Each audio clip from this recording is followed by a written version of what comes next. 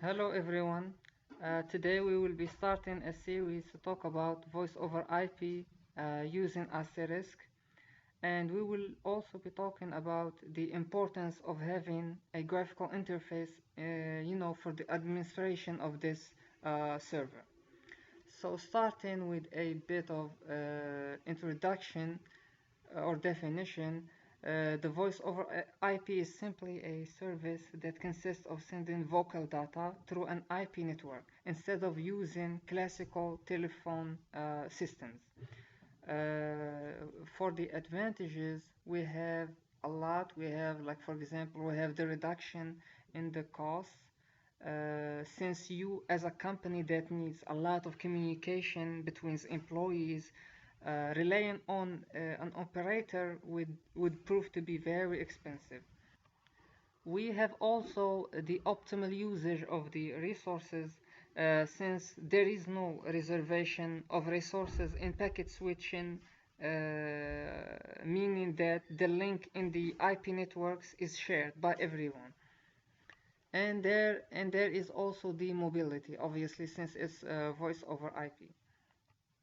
Moving on to the constraints of the voice over IP, we have the latency, since the packets shouldn't exceed 150 milliseconds to move from the sender to the receiver. And we have the jitter, which is the variation of the latency. And we have the rate, which should be at least 64 bytes per second. Moving along to talk about asterisk, to be more familiar with it.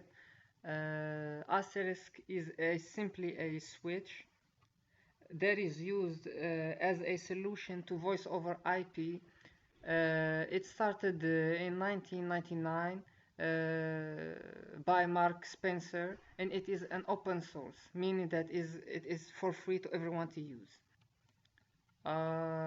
Asterisk offers a lot of functionalities that we will see in the next videos when we're gonna go through the graphical interface.